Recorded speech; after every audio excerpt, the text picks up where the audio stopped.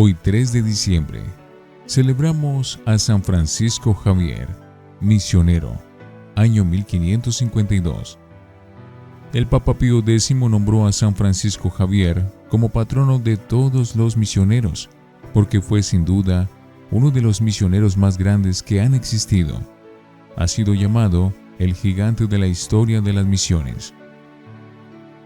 La oración del día de su fiesta dice así: Señor, tú has querido que varias naciones llegaran al conocimiento de la verdadera religión por medio de la predicación de San Francisco Javier. Esto es un gran elogio. Empezó a ser misionero a los 35 años y murió de solo 46. En 11 años recorrió la India, país inmenso, el Japón y varios países más. Su deseo de ir a Japón era tan grande que exclamaba: si no consigo barco, iré nadando. Fue un verdadero héroe misional. Francisco nació cerca de Pamplona, España, en el castillo de Javier, en el año 1506. Era de familia que había sido rica, pero que a causa de las guerras había venido a menos. Desde muy joven tenía grandes deseos de sobresalir y de triunfar en la vida, y era despierto y de excelentes cualidades para los estudios. Dios lo hará sobresalir, pero en santidad. Compañero providencial. Fue enviado a estudiar a la Universidad de París. Allá se encontró con San Ignacio de Loyola, el cual se hizo muy amigo, y empezó a repetirle la famosa frase de Jesucristo: ¿de qué le sirve a un hombre ganar el mundo entero si se pierde a sí mismo? Este pensamiento lo fue liberando de sus ambiciones mundanas y de sus deseos de orgullo y vanidad, y lo fue encaminando hacia la vida espiritual.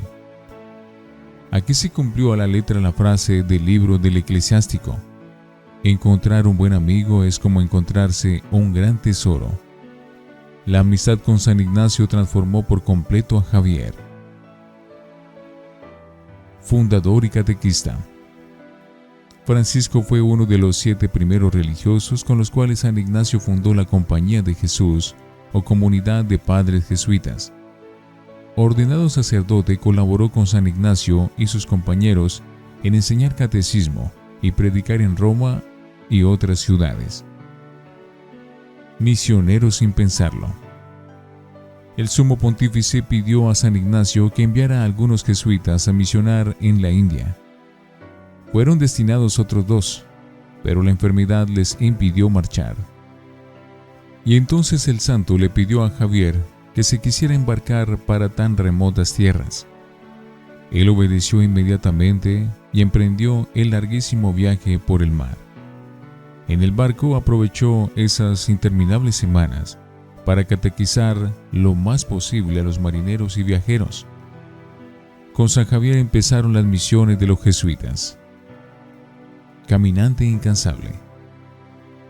Son impresionantes las distancias que Francisco Javier recorrió en la India, Indostán, Japón y otras naciones, a pie, solamente con el libro de las oraciones como único equipaje, enseñando, atendiendo enfermos, obrando curaciones admirables, bautizando gentes por centenares y millares, aprendiendo idiomas extraños.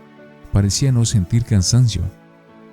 Por las noches, después de pasar todo el día evangelizando y atendiendo a cuanta persona le pedía su ayuda, llegaba junto al altar y de rodillas encomendaba a Dios la salvación de esas almas que le había encomendado.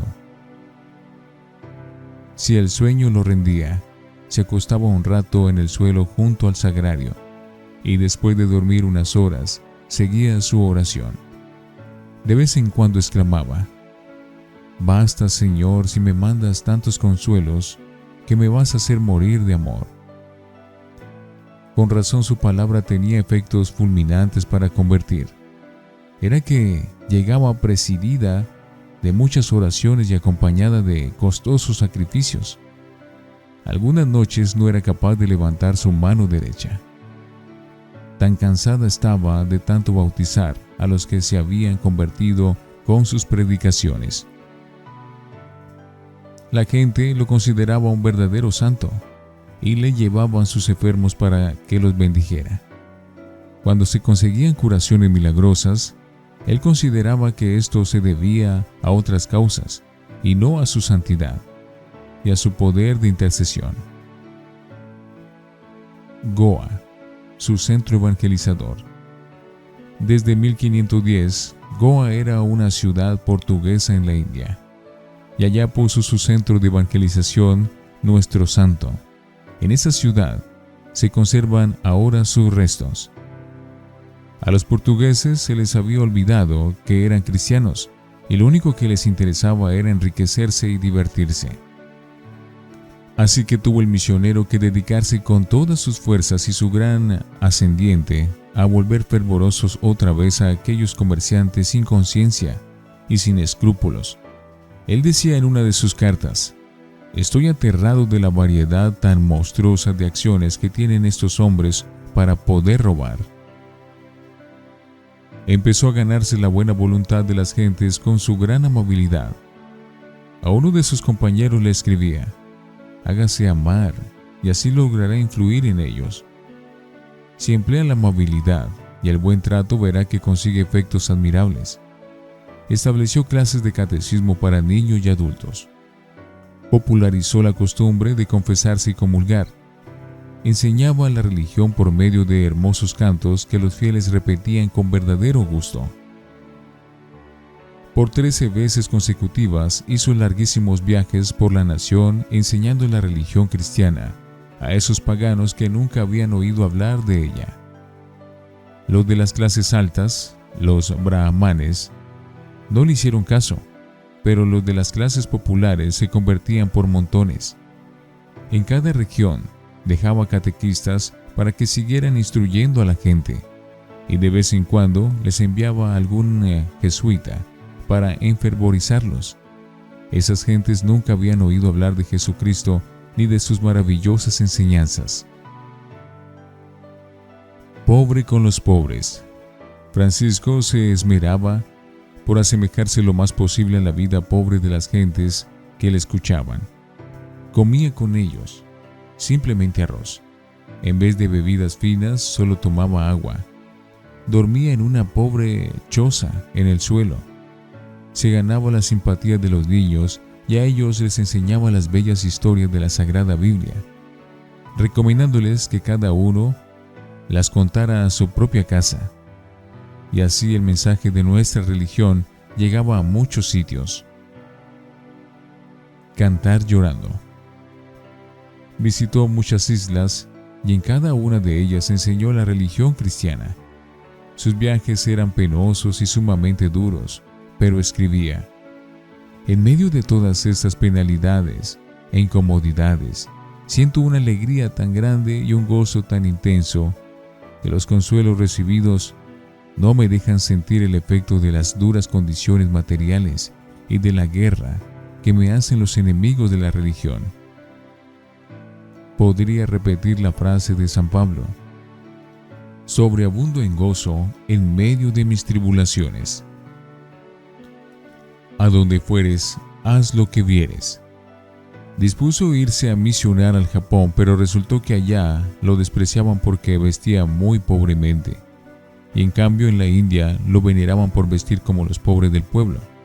Entonces se dio cuenta de que en Japón era necesario vestir con cierta elegancia. Se vistió de embajador, y en realidad el rey de Portugal le había conferido el título de embajador, y así con toda la pompa y elegancia, acompañado de un buen grupo de servidores muy elegantes y con hermosos regalos, se presentó ante el primer mandatario. Al verlo así, lo recibieron muy bien y le dieron permiso para evangelizar.